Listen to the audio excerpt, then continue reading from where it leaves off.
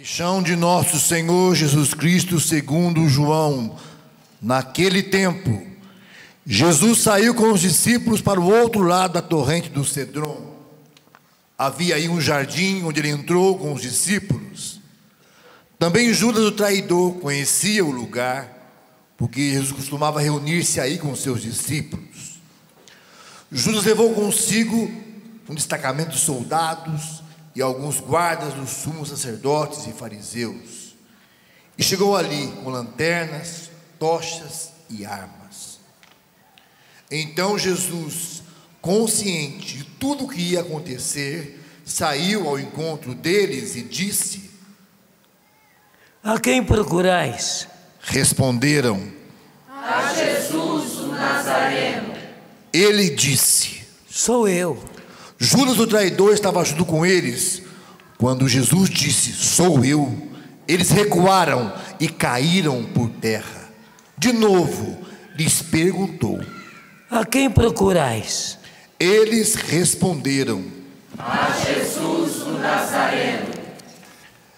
Jesus respondeu: Já vos disse que sou eu.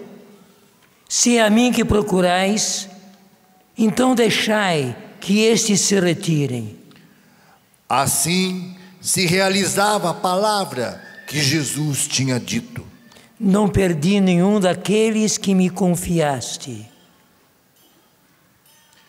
Simão Pedro trazia consigo uma espada, puxou dela e feriu o servo do sumo sacerdote, cortando-lhe a orelha direita. O nome do servo era Malco.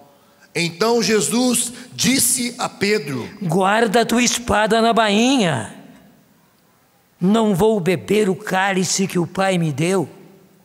Então os soldados, o comandante e os guardas dos judeus prenderam Jesus e o amarraram.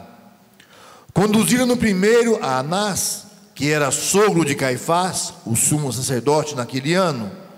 Foi Caifás que deu aos judeus o conselho: É preferível que um só morra pelo povo. Simão Pedro e outro discípulo seguiam Jesus. Esse discípulo era conhecido do sumo sacerdote e entrou com Jesus no pátio do sumo sacerdote. Pedro ficou fora, perto da porta. Então o outro discípulo, que era conhecido do sumo sacerdote, saiu, conversou com a encarregada da porta e levou Pedro para dentro. A criada que guardava a porta disse a Pedro: Não pertences também tu aos discípulos deste homem? Ele respondeu: Não. Os empregados e os guardas fizeram uma fogueira e estavam se aquecendo, pois fazia frio. Pedro ficou com eles, aquecendo-se. Entretanto, o sumo sacerdote interrogou Jesus a respeito de seus discípulos e de seu ensinamento.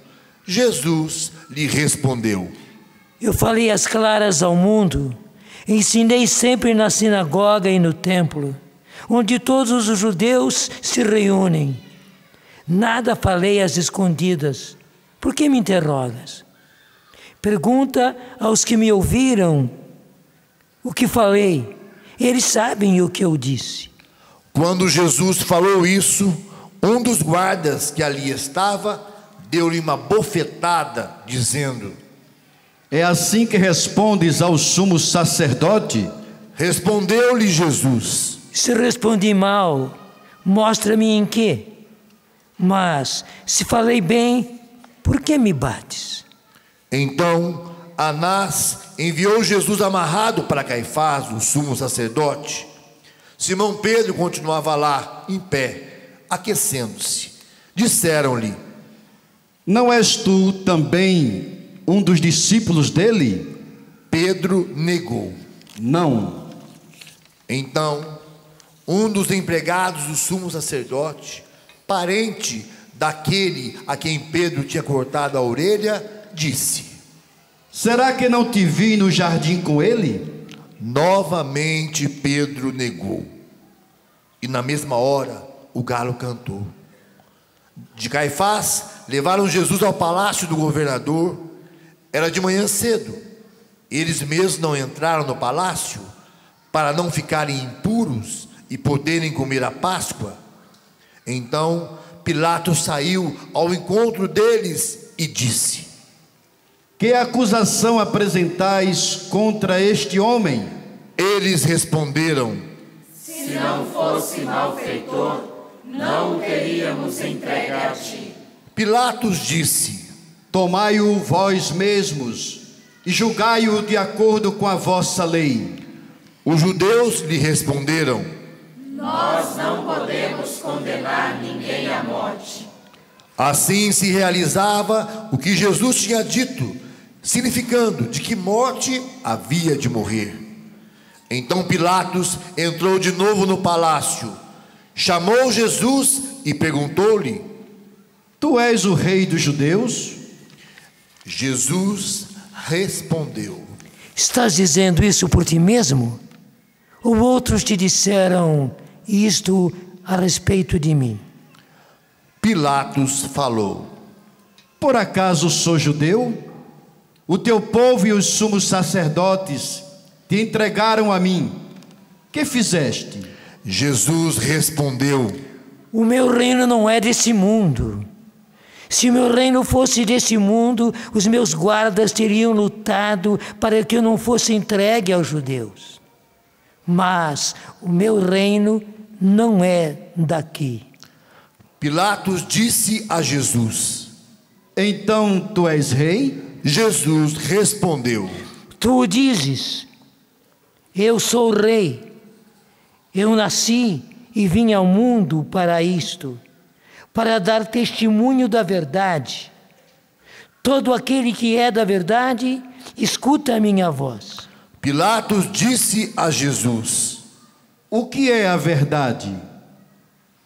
Ao dizer isso, Pilatos saiu ao encontro dos judeus e disse-lhes: Eu não encontro nenhuma culpa nele, mas existe entre vós um costume, que pela Páscoa eu vos solte um preso. Quereis que eu vos solte o rei dos judeus? Então começaram a gritar de novo: Este não, mas Barrabás. Barrabás era um bandido. Então Pilatos mandou flagelar Jesus. Os soldados teceram uma coroa de espinhos e colocaram-na na cabeça de Jesus. Vestiram-no com um manto vermelho e aproximavam-se deles e diziam: Viva o rei dos judeus! E davam-lhe bofetadas. Pilatos saiu de novo e disse aos judeus: Olhai, eu o trago aqui fora, diante de vós, para que saibais que não encontro nele crime algum. Então Jesus veio para fora, trazendo a coroa de espinhos e o manto vermelho. Pilatos disse-lhes: Eis o homem. Quando viram Jesus, os sumos sacerdotes e os guardas começaram a gritar: Crucifica-o! Crucifica-o! Pilatos respondeu: Levai-o vós mesmos para o crucificar, pois eu não encontro nele crime algum. Os judeus responderam: Nós temos uma lei, e segundo esta lei, ele deve morrer, porque se fez filho de Deus. Ao ouvir estas palavras, Pilatos ficou com mais medo ainda, entrou outra vez no palácio e perguntou a Jesus: De onde és tu? Jesus ficou calado. Então Pilatos disse: Não me respondes? Não sabes que tenho autoridade para te soltar e autoridade para te crucificar? Jesus respondeu: Não terias autoridade alguma sobre mim, se ela não te fosse dada do alto. Quem me entregou a ti, portanto, tem culpa maior.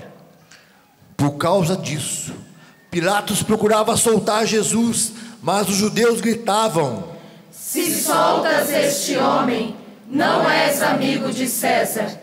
Todo aquele que se faz rei declara-se contra César. Ouvindo essas palavras, Pilatos levou Jesus para fora e sentou-se no tribunal, no lugar chamado Pavimento, em hebraico, Gábata. Era o dia da preparação da Páscoa, por volta do meio-dia. Pilatos disse aos judeus: Eis o vosso rei. Eles, porém, gritavam: Fora, fora, crucifica-o. Pilatos disse: Hei de crucificar o vosso rei. Os sumos sacerdotes responderam: Não temos outro rei senão César. Então Pilatos entregou Jesus para ser crucificado e eles o levaram. Jesus tomou a cruz sobre si e saiu para o lugar chamado Calvário, em hebraico Gólgota. Ali o crucificaram com outros dois, um de cada lado e Jesus no meio. Pilatos mandou ainda escrever um letreiro e colocá-lo na cruz.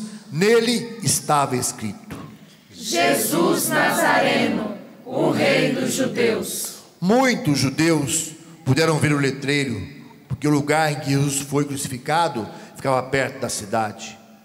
O letreiro estava escrito em hebraico, latim e grego. Então os sumos sacerdotes judeus disseram a Pilatos: Não escrevas o rei dos judeus, mas sim o que ele disse: Eu sou o rei dos judeus. Pilatos respondeu: O que escrevi está escrito. Depois que crucificaram Jesus, os soldados repartiram a sua roupa em 4 partes, uma parte para cada soldado. Quanto à túnica, esta era tecida sem costura, em peça única de alto a baixo. Disseram então entre si: Não vamos dividir a túnica, tiremos as sortes para ver de quem será.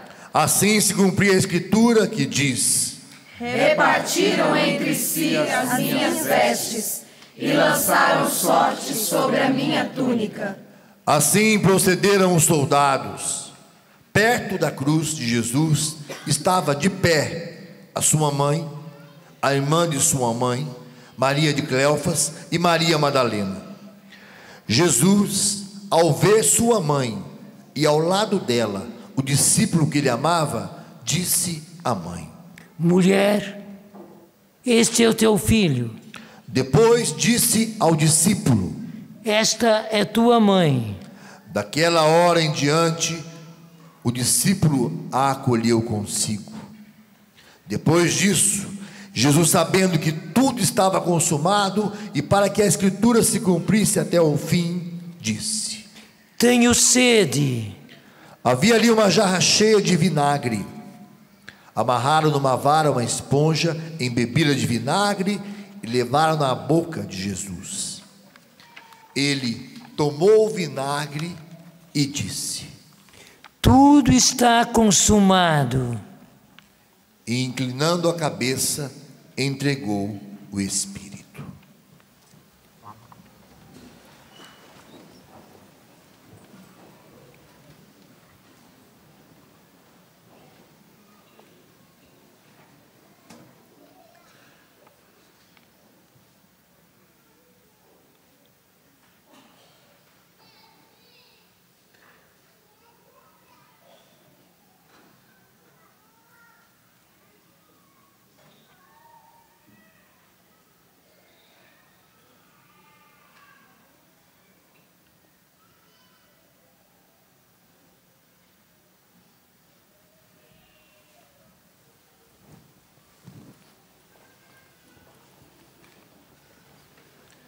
Era o dia da preparação para a Páscoa. Os judeus queriam evitar que os corpos ficassem na cruz durante o sábado, porque aquele sábado era dia de festa solene. Então pediram a Pilatos que mandasse quebrar as pernas aos crucificados e os tirasse da cruz. Os soldados foram e quebraram as pernas de um e depois do outro, que foram crucificados com Jesus. Ao se aproximarem de Jesus e vendo que já estava morto, não lhe quebraram as pernas, Mas o soldado abriu-lhe o lado com uma lança, e logo saiu sangue e água. Aquele que viu dá testemunho, e seu testemunho é verdadeiro. E ele sabe que fala a verdade, para que vós também acrediteis. Isso aconteceu para que se cumprisse a escritura que diz: Não quebrarão nenhum dos seus ossos. E outra escritura ainda diz: Olharão para aquele que transpassaram. Depois disso, José de Arimateia, que era discípulo de Jesus, mas às escondidas, por medo dos judeus, pediu a Pilatos para tirar o corpo de Jesus. Pilatos consentiu. Então José veio tirar o corpo de Jesus. Chegou também Nicodemos, o mesmo que antes tinha ido de noite encontrar-se com Jesus. Trouxe uns 30 quilos de perfume feito de mirra e aloés. Então tomaram o corpo de Jesus, envolveram-no com aromas em faixas de linho, como os judeus costumam sepultar. No lugar onde Jesus foi crucificado, havia um jardim, e no jardim um túmulo novo, onde ainda ninguém tinha sido sepultado. Por causa da preparação da Páscoa, e como o túmulo estava perto, foi ali que colocaram Jesus.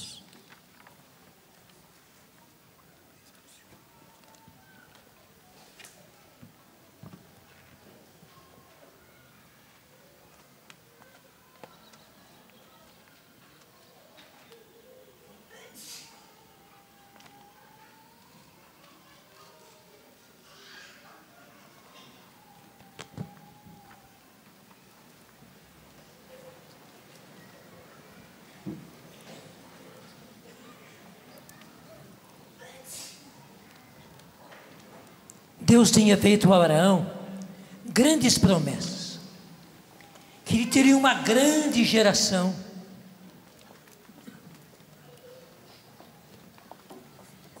que ele cobriria nações, ele seria pai de nações. Mas sua esposa era estéril, e Abraão já era idoso. Como é que se cumpriria a promessa? Um certo dia, Deus aparece a Abraão na forma de um anjo e diz: no ano que vem eu passarei por aqui e sua esposa terá um filho. Abraão e Sara se alegraram. Enfim, eles iam ter um filho. No ano seguinte, nasce o filho, eles se alegram, mas quando o menino estava grandinho, Deus diz a Abraão: toma o teu filho, vai ao monte de Moriá e sacrifica o teu filho. E sacrificar queria dizer matar, colocar num altar, matá-lo, oferecendo a Deus. Deus não era de sacrificar pessoas, não havia sacrifícios humanos no meio do povo de Deus, mas era uma ordem de Deus. Abraão, aí que está, acreditando que ele teria um filho, quando Deus vinha dizendo que ele teria uma grande geração. Abraão, que acreditou quando Deus teria um filho no ano seguinte, embora ele fosse velho e sua esposa era estéril, acreditou. Agora ele acredita também. Pega o menino e vai com ele uma longa viagem. E chegando lá, começa a subir o morro. Abraão tem a lenha, tem a faca. O menino carregava o fogo. E na metade do caminho, o menino, que era esperto, perguntou: pai, aqui está a lenha, aqui está a faca, aqui está o fogo, onde é que está a vítima? Abraão fica atrapalhado, não sabe o que dizer, mas sai com essa expressão: Deus proverá. Simplesmente isso, Deus proverá. E chegam até o alto do monte. Lá, Abraão, ajudado pelo seu filho, faz um altar de pedras, e veja que impressionante, o filho já tinha percebido, tinha tudo para um sacrifício, só faltava a vítima. Agora estou fazendo o altar, era ele que seria a vítima. Feito o altar, Abraão põe a lenha em cima, pega o fogo, pega o seu filho, põe em cima, e quando ele pegou a faca para golpear o seu filho, o anjo aparece e disse: não, Abraão, não moleste o teu filho, Deus já sabe que tu és obediente.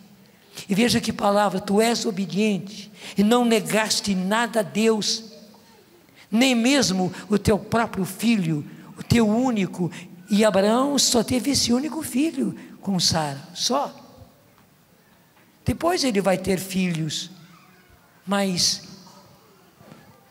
filho de Abraão mesmo eras tu, esse o teu único, Abraão.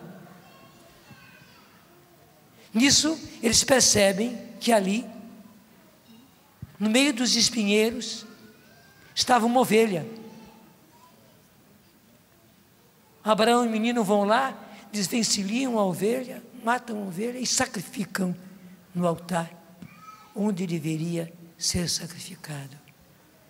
E ficou durante séculos, milênio mesmo, essa pergunta: Pai, onde é que está a vítima?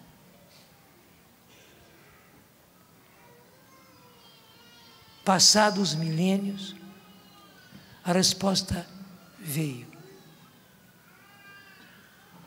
A vítima era ele, era Jesus, o filho do Pai. Abraão não chegou a sacrificar o seu filho por ordem de Deus, mas o Pai quis que fosse sacrificado o seu filho por nosso amor. Meus irmãos, é isso que nós estamos vivendo nesta sexta-feira santa.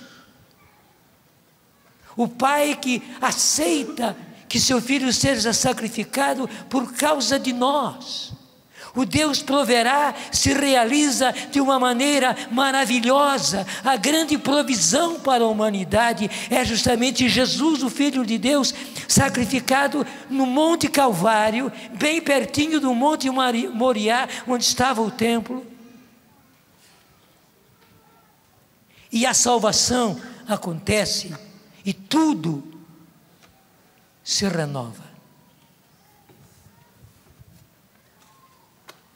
Nós ouvimos na primeira leitura, logo depois que nós estávamos aqui prostrados no chão,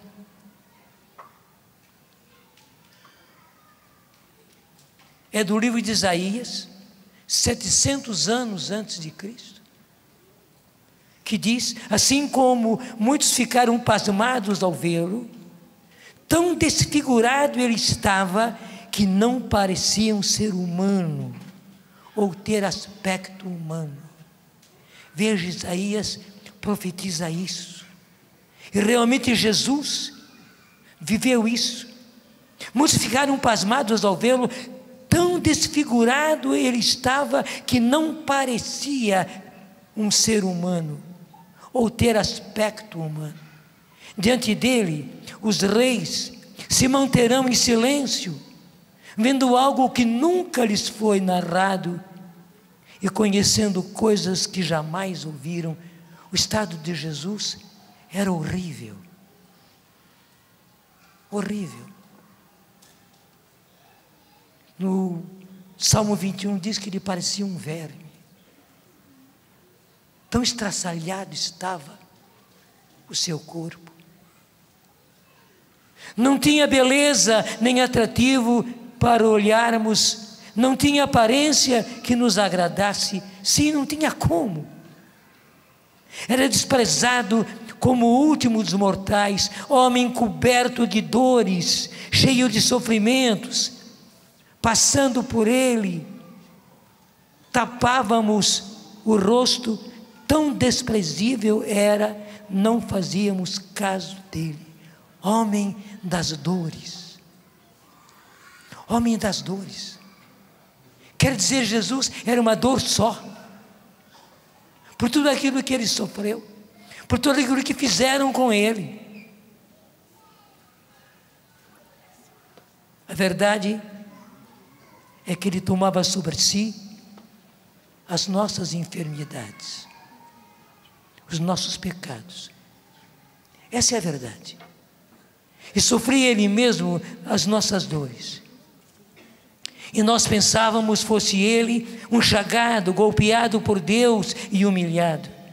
Não, ele era ferido por causa dos nossos pecados, esmagado por causa de nossos crimes. Veja, meus irmãos, eu nem preciso ficar falando, a própria leitura da palavra de Deus no profeta Isaías já está dizendo tudo. Estou só recordando, você escutou, agora a gente está recordando.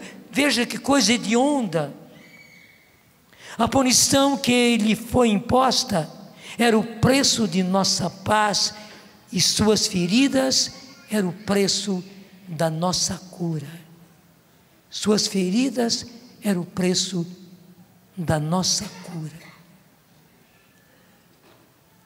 Todos nós vagávamos como ovelhas desgarradas, cada qual seguindo o seu caminho. Nós éramos assim. Cada um seguia o seu caminho de acordo com sua vontade, a seu bel prazer, sem lei, sem mandamento, sem Deus. Mas o Senhor teve misericórdia de nós, e a palavra diz que o Senhor fez recair sobre ele o pecado de todos nós. O meu pecado, o seu pecado, recaiu sobre Jesus. Faz comigo: o meu pecado, o nosso pecado recaiu sobre Jesus. Faça: o meu pecado, o nosso pecado recaiu sobre Jesus. Outra vez: o meu pecado, o nosso pecado recaiu sobre Jesus. Essa é a grande verdade. Ele não praticou o mal, nem se encontrou nele falsidade, em palavra alguma que ele tivesse dito. O Senhor quis macerá-lo com sofrimentos, quis macerá-lo. Acho que você sabe o que é macerar. Você pega uma flor, você pega uma folha e faz assim. Isso é macerar. Ele foi macerado pelos sofrimentos. É por isso que ele não tinha mais nem mesmo aparência humana. Mesmo sendo filho, aprendeu o que significa a obediência a Deus por aquilo que ele sofreu. Veja que beleza, ele era Deus, era filho, mas aprendeu a obediência, para ensinar a nós que a coisa mais importante no cristianismo é a obediência. Meu filho, minha filha, a coisa mais importante é a obediência, obedecer a Deus, obedecer àqueles que representam Deus, obedecer os mandamentos de Deus, as leis de Deus, obedecer às regras da igreja, a doutrina da igreja. Aí está a nossa salvação. Porque ele, Jesus, mesmo sendo filho, aprendeu o que significa a obediência. E na consumação de sua vida, tornou-se causa de salvação eterna para todos os que lhe obedecem. Ele tornou-se causa de salvação para nós porque obedeceu. Diga comigo: Jesus, pela sua obediência,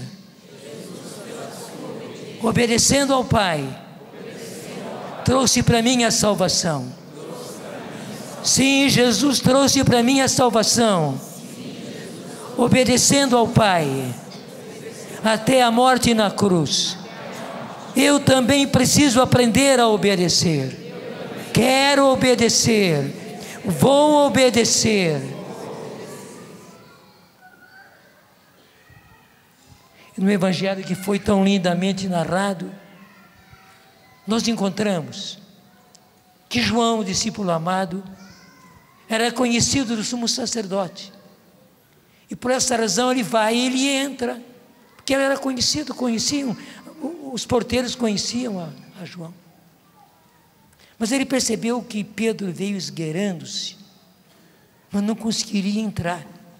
Pedro era desconhecido. Então João vai lá até a porta,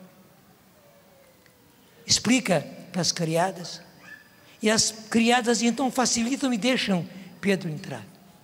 Pedro vem e se põe no meio dos homens que ali estão se aquecendo ao fogo. Mas acontece que então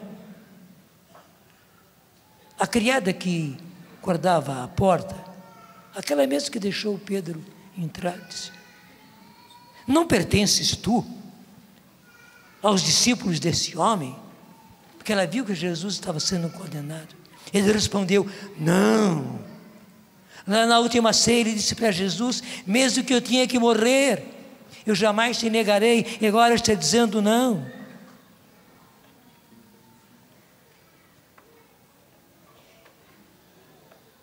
Segunda vez, quando estavam ali na fogueira se aquecendo, um homem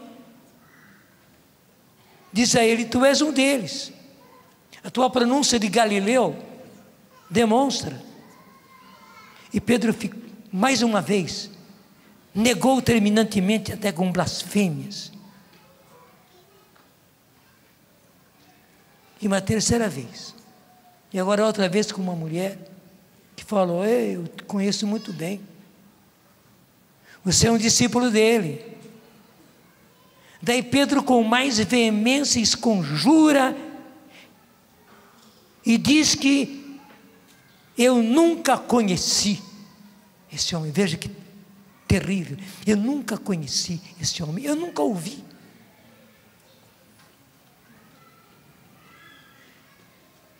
Imagine a dor de Jesus lá dentro, no maior julgamento contra ele. Ele sabe que o seu discípulo escolhido para ser chefe da sua igreja o está negando 3 vezes, como ele havia predito. Da casa de Caifás levam Jesus para Pilatos. E chegando a Pilatos, aliás, ainda na casa do sumo sacerdote, ele o interrogou, e Jesus responde: eu falei às claras ao mundo, ensinei sempre na sinagoga e no templo, onde todos os judeus se reúnem. Nada falei às escondidas. Por que me interrogas? Pergunta aos que me ouviram o que eu falei, e eles sabem o que eu disse. Quando Jesus falou isso, um dos guardas que ali estava deu-lhe uma bofetada, dizendo: é assim que respondes ao sumo sacerdote? E a resposta de Jesus foi com classe: se responde mal, mostra em quê? Mas se falei bem, por que me bates? Jesus usou de justiça. Se falei mal, mostra. Mas se falei bem, por que você está me batendo?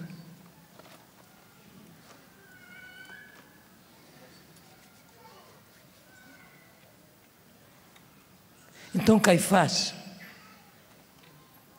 enviou Jesus, e nesse momento Simão Pedro continuava lá em pé. Então um dos empregados do sumo sacerdote, parente a quem Pedro tinha cortado a orelha, novamente disse: eu vi esse homem lá no alto. E da casa de Caifás o levam para Pilatos, que era o governador. e que estava naqueles dias, em Jerusalém.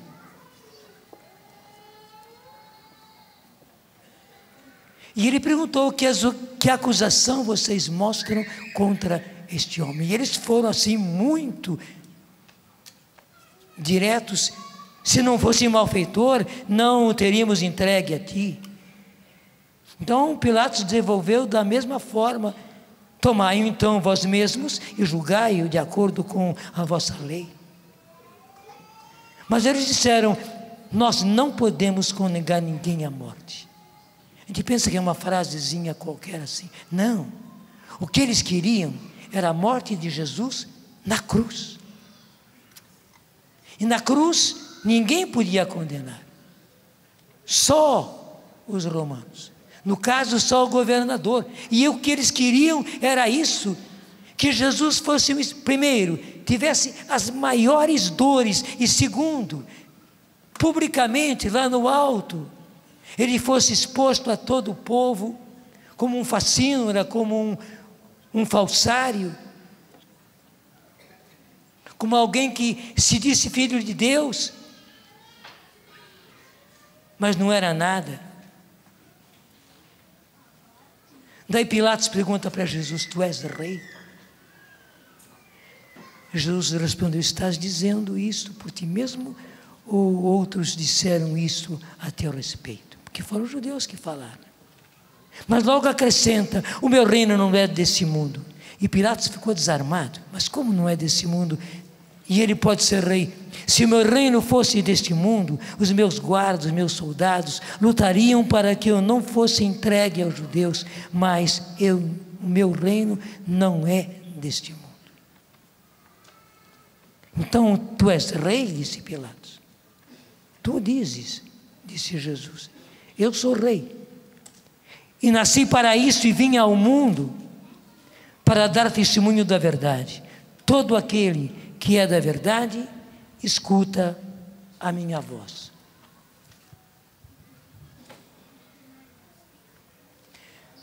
Daí Pilatos quer salvar Jesus.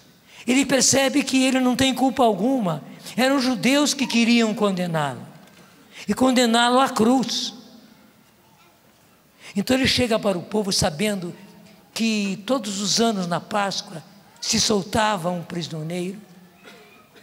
Ele pergunta: quereis que eu vos solte o rei dos judeus? E eles gritaram: não, não a ele, mas a Barrabás. Barrabás era um homem revolucionário, criminoso, assassino, odiado pelo povo.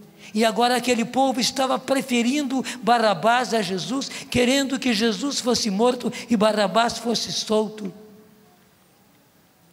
Então Pilatos mandou flagelar Jesus. Acho que você imagina o que era a flagelação. Era aqueles chicotes de couro, tendo na ponta pedacinhos de osso ou de metal, que aqueles homens fortes, e naquele momento, com uma crueldade maligna, foram dando chicotadas e chicotadas em Jesus, e aquelas pontas agudas nas pontas arrancavam as carnes de Jesus. Sangue escorria, escorria, escorria, e de tanto sangue perdido vinha como que vertigem, um frio no corpo todo, e eles foram chicoteando, chicoteando, chicoteando. Como disse a palavra de Isaías, ele ficou desfigurado. Ele só aguentou porque era um homem forte, e dentro dele havia uma força divina. Do contrário, ninguém aguentaria aquela flagelação.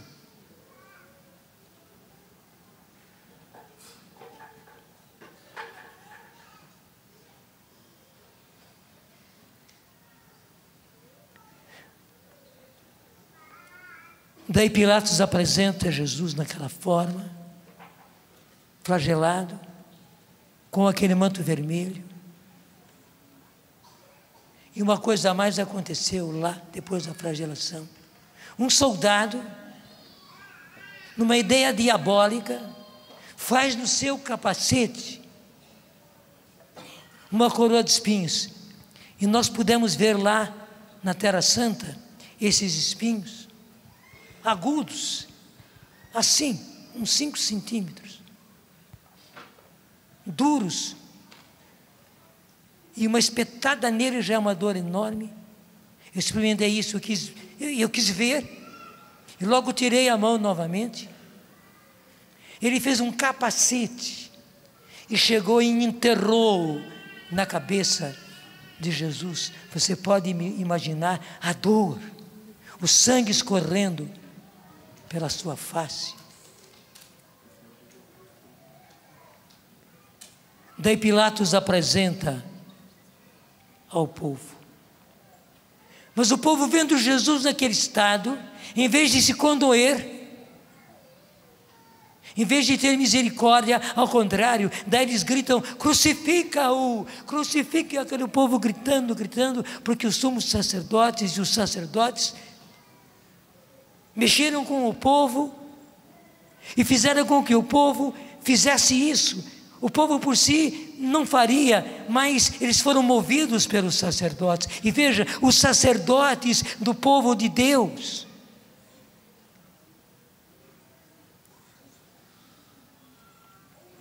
e esses sacerdotes dizem a Pilatos: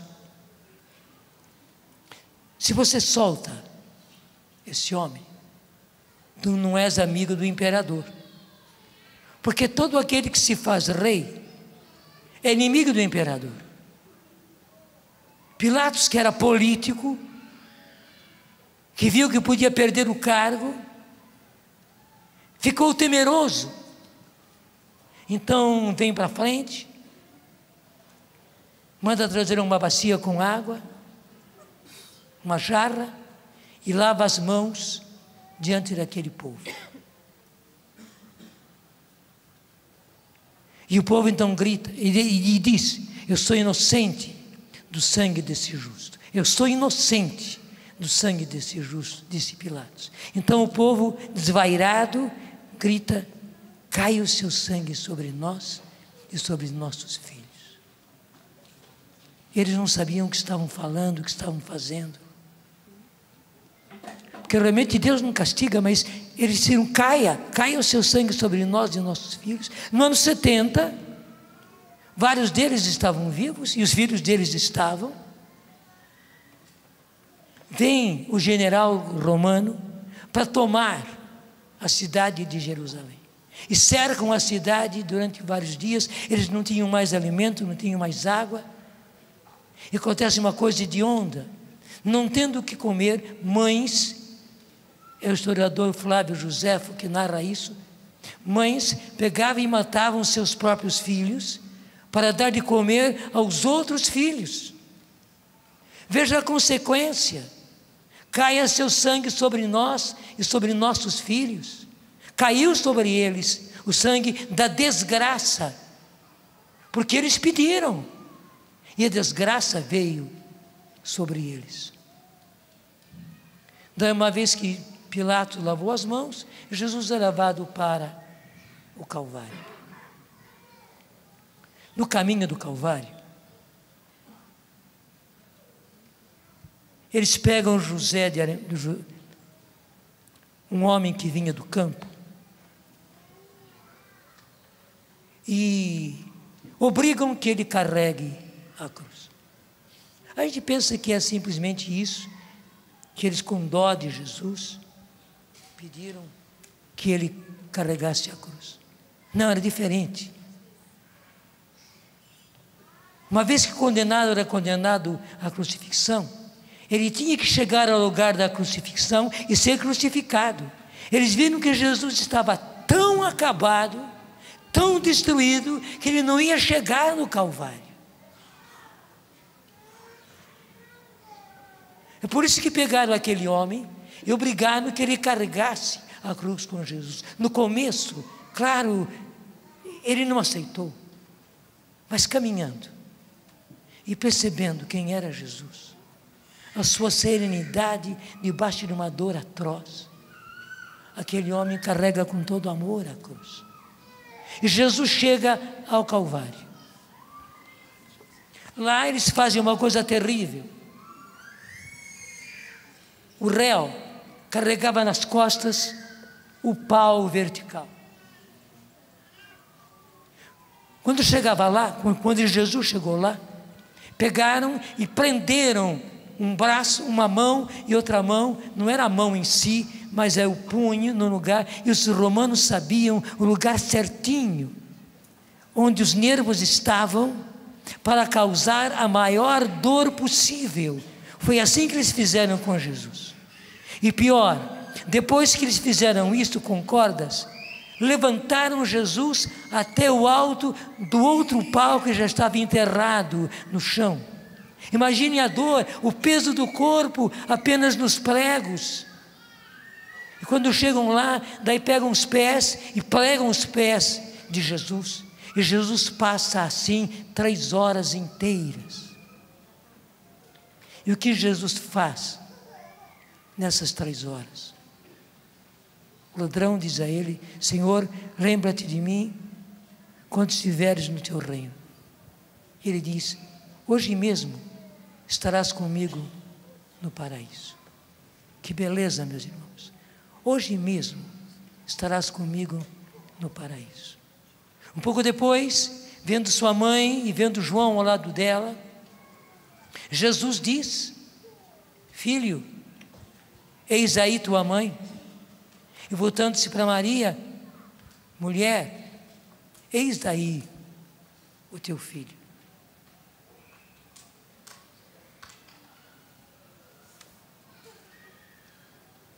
Um pouco depois, Jesus grita: tudo está consumado.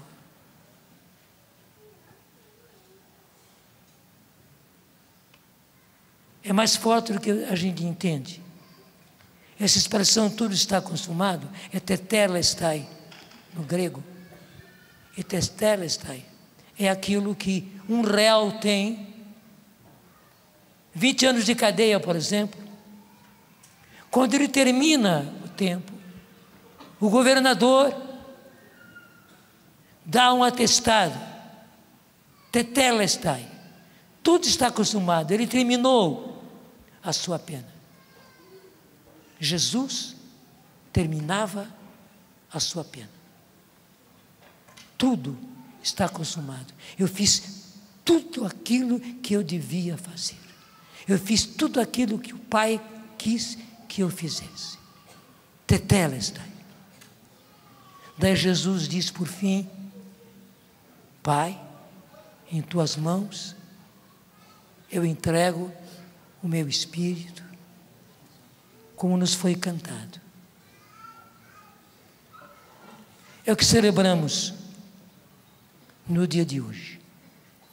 Da segunda leitura nós encontramos, temos um sumo sacerdote eminente, que entrou no céu, Jesus, o Filho de Deus. Por isso, aproximemo-nos com toda a confiança do trono da graça. Veja, meus irmãos, é para vivermos isso hoje. Aproximemo-nos com toda a confiança do trono da graça, que é a cruz, para conseguirmos misericórdia e alcançarmos a graça de um auxílio em tempo oportuno. Um auxílio oportuno. Vamos cantar isso? Aproximemo-nos então, com toda a confiança do trono da graça, para conseguirmos misericórdia e alcançarmos a graça de um auxílio no tempo oportuno.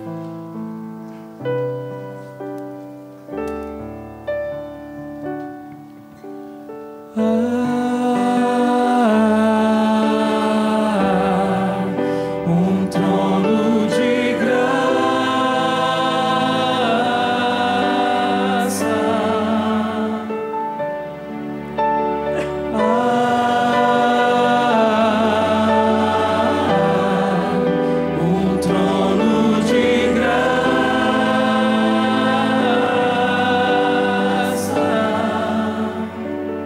onde tu podes se achegar confiantemente,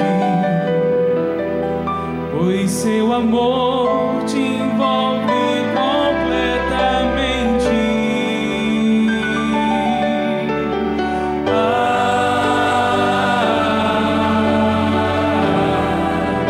Um trono de graça. Sim, há um trono de graça, esse trono é a cruz.